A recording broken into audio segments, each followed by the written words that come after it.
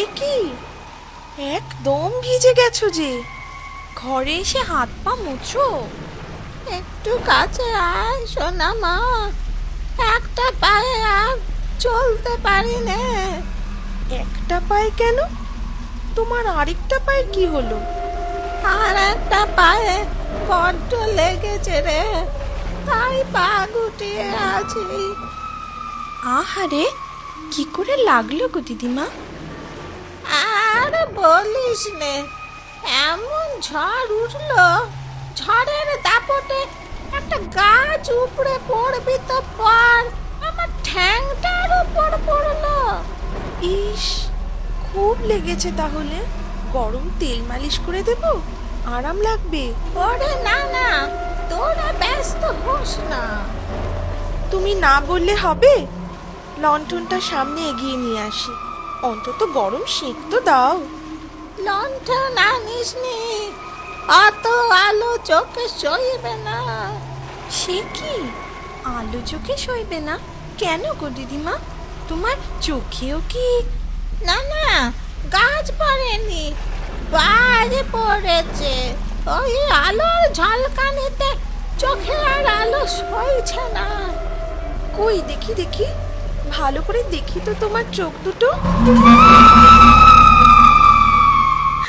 দিদিমা, দিদিমা, তুমি অনেক পথ হেঁটে এসেছো তো এই ঝড় জলে, এখন আরাম করো। হ্যাঁ, আমি আর রূপা রান্নাঘরে গিয়ে রুটিটা করে আনি, তারপর একসঙ্গে খাবো।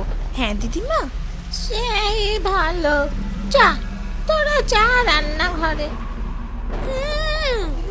রুটি খাবো না হাতি, তোদের টুটি চিপে রক্ত খাবো। আমি শুধু আছি সেই সুযোগের অপেক্ষায়, কখন তোরা ঘুমবি আর কখন আমি কাজ সারবো নিঃশব্দে।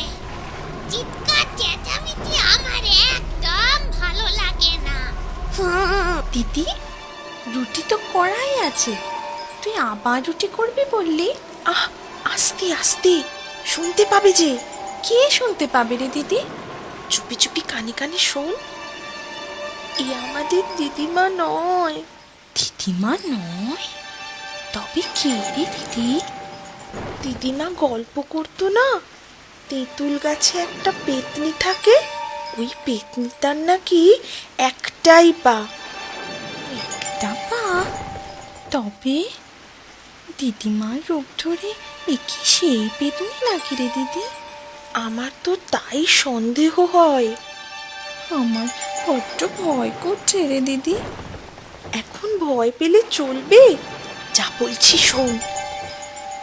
এ দুটো রান্না করে গেল, ওই গরম রুটির গন্ধ তো বেরোচ্ছে না। কি করছে ওরা? দিদিমা, রূপার শরীরটা না ভালো না, কিরকম গা বমি বমি করছে। চল চল, বাইরে চল, ঘর নোংরা করিস না। এই ঝড় জলে বাইরে গিয়ে কাজ নেই। ঘরে? ই মা, নাকে গন্ধ লাগবে যে। বাইরে দাওয়ায় দাঁড়িয়ে বমি করলে হয় না?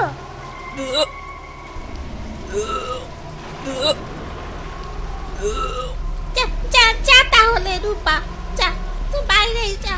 সোনা, তুই আমার কাছেই থাক। তা কি হয় দিদিমা? ওইটুকু মেয়ে, তার উপর অসুস্থ, ওকে কি একা ছাড়তে পারি? চল চল, আর দেরি করিস না, চল।